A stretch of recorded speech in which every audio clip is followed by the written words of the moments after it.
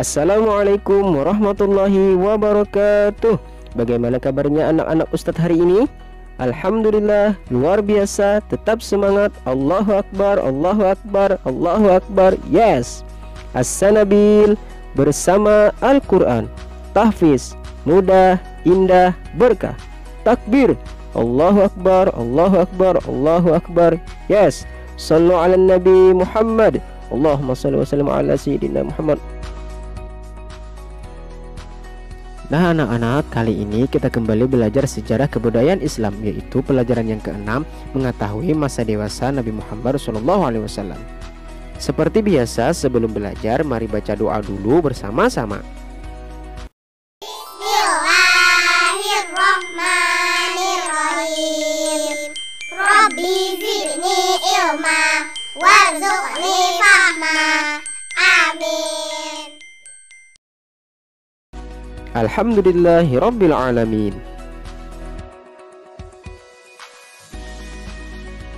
Mengetahui masa dewasa Nabi Muhammad SAW. Sosok Nabi Muhammad SAW adalah seseorang yang memiliki pribadi yang sempurna. Akhlak beliau yang begitu mulia dapat menjadi contoh setiap orang dalam berperilaku. A. Menikah dengan Khadijah. Pada waktu berusia 25 tahun, Siti Khadijah meminta Nabi Muhammad untuk membawakan dagangannya ke Syam. Sejalan dengan usianya yang bertambah dewasa, Nabi Muhammad ingin segera hidup mandiri. Oleh karena itu, permintaan Siti Khadijah tersebut disanggupi olehnya. Ia dibantu oleh Maisarah, seorang pembantu Siti Khadijah. Sejak awal pertemuannya dengan Nabi Muhammad, Siti Khadijah sudah tertarik melihat penampilan Nabi Muhammad. Ia berpenampilan sopan dan wajahnya tampan. Sebaliknya dari Syam, Nabi Muhammad berhasil meraih untung besar. Hal itu menambah ketertarikan Siti Khadijah kepada Nabi Muhammad. Akhirnya, beberapa waktu kemudian Siti Khadijah menikah dengan Nabi Muhammad.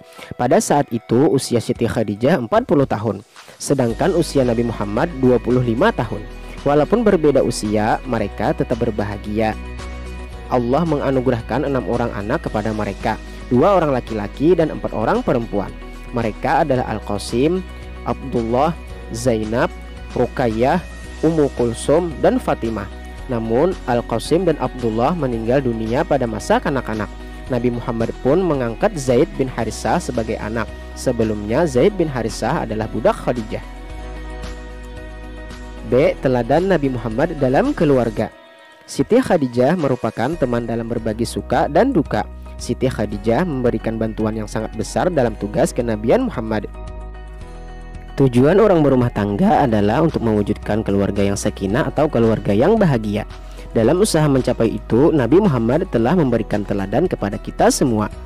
Setiap masalah harus diselesaikan oleh semua anggota keluarga. Ketika pakaiannya sobek, Nabi Muhammad menjahitnya sendiri. Dalam membantu perjuangan Nabi Muhammad, Siti Khadijah juga menggunakan seluruh harta bendanya. Suatu ketika Khadijah meminta tolong Nabi Muhammad untuk membelikan buah delima. Padahal waktu itu bukan musim buah delima. Dengan susah payah, Nabi Muhammad berhasil mendapatkan sebutir buah delima dengan harga yang mahal. Setelah itu, Nabi Muhammad bergegas pulang. Di tengah jalan, Nabi Muhammad menjumpai seorang laki-laki yang terlihat bingung dan sedih. Nabi Muhammad bertanya, "Mengapa engkau kelihatan sedih, wahai teman?" Dengan enggan laki-laki itu menjawab, "Istriku sedang hamil, ia meminta buah delima.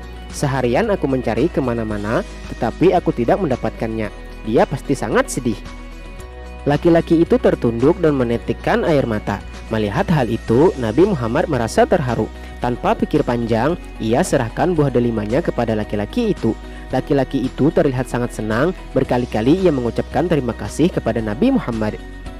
Nabi Muhammad pun pulang. Sesampainya di rumah, ia menceritakan kejadian yang baru saja dialaminya kepada Siti Khadijah.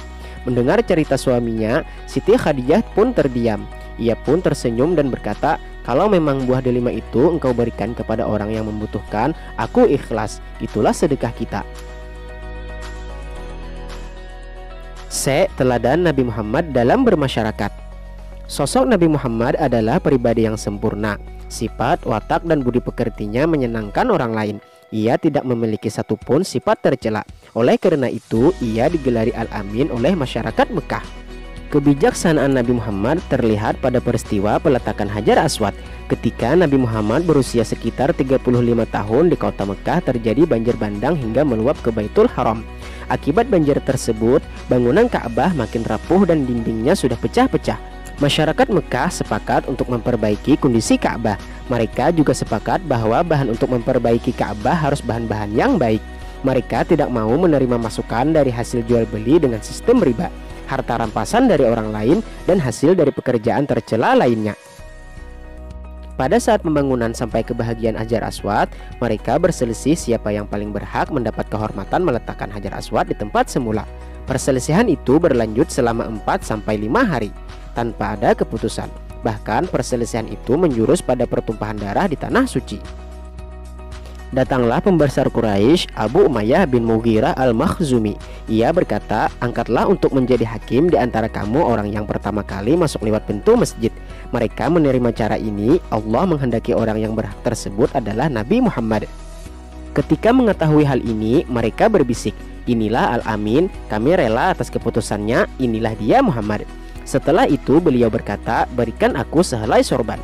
Lalu beliau meletakkan Hajar Aswad tepat di tengah sorban. Lalu para pemuka kabilah yang berselisih diminta untuk memegangi ujung-ujung sorban, lalu memerintahkan mereka secara bersama-sama mengangkatnya. Setelah sampai di dekat tempat semula, beliau mengambil Hajar Aswad dan diletakkan di tempat semula. Selesailah perselisihan itu dengan membawa kepuasan pada masing-masing golongan. Dengan peristiwa ini, nama Muhammad makin dikenal di kalangan penduduk Mekah sebagai orang yang jujur dan bijaksana. Alhamdulillahirabbil alamin. Nah, anak-anak, untuk pelajaran kita kali ini cukup sampai di sini dulu. Semoga apa yang telah kita pelajari bermanfaat dan berguna untuk kita semua. Wabillahi taufik wal hidayah. Assalamualaikum warahmatullahi wabarakatuh.